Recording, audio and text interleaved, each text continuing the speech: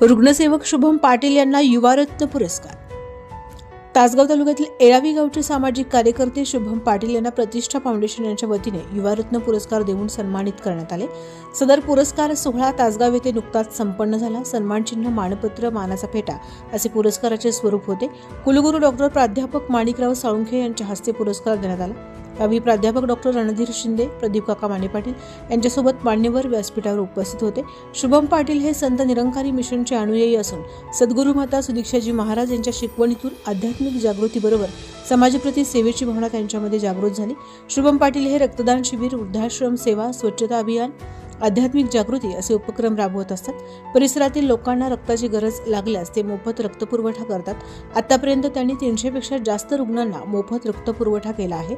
यावेळी ते म्हणाले, हा पुरस्कार मला मिळाला नसून मला समाजकार्य करताना ज्यांनी सहकार्य केले त्या सर्वांचा हा सन्मान आहे, असे त्यांनी मत व्यक्त केले। SK news Marathi, Tasgaon, Sangli.